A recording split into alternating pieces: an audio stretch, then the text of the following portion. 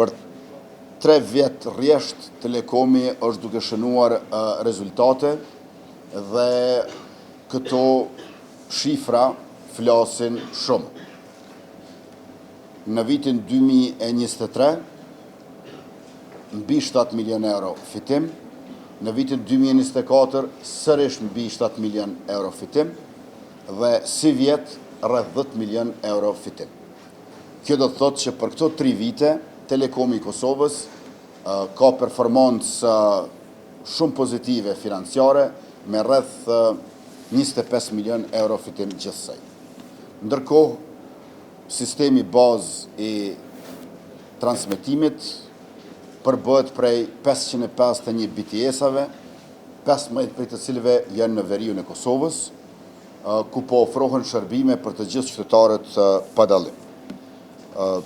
Telekomi Publik i Kosovës apo Valja e Kosovës është lider në shërbime të telefonisë mobile, e ka mbuluar vendin me 4G+ dhe me 5G, sinjal e shtytje të duhur gjithë sektorit. Konkretisht, edhe operatori tjetër i telefonisë mobile ka filluar të investoj pas shumë viteve. Edhe operatorët tjerë të shërbimeve fikse po investojnë, por rritën e po zgjerohen. Pra, investimet që bën Telekomi, ngritja e cilësisë, shtimi i efikasitetit, po i detyron edhe konkurrencën që të ndjekin hapin dhe t'ju shërbejnë më shumë e më mirë qytetarëve të Republikës. Telekomi i Kosovës, para qeverisës tonë, ka pas rreth 150 milion euro të akumuluara humbje. Ndërsa në 3 vitet e fundit, më pak se 3 vitet e fundit, tashmë deri në 3 mujorin e 3 të këtij viti, veç i ka të akumuluara 21 milion euro fitim, ndërsa deri në fund të vitit pritet që të ketë së paku 25 milion euro fitim.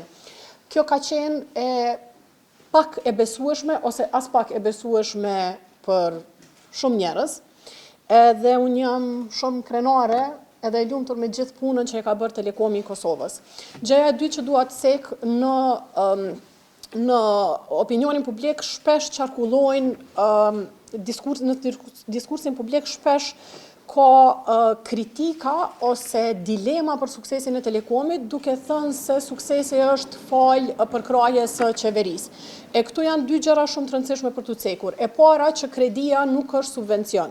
Dhe edhe në pasqyra financiare, kush pak i një pasqyrat financiare, e din që kredia nuk reflektohet si e hyrë dhe nuk po vjen ky fitim nga kredia. Sigurisht që kredia nga qeveria mundson që të bëhen investime të cilat pastaj kthehen në të hyra, mirë po nuk është fitimi rezultat i kredis. Dhe gjëja e dytë që dua ta cek është që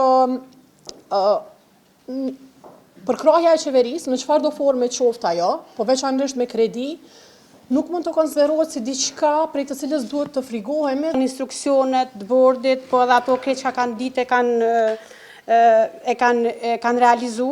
Kështu që me metët që ne të vazhdojmë edhe më tutje me këto rezultate, një sfidë janë 2 mundësi, kështu që çdo sfidë që na paraqitet na jemi të gatshëm.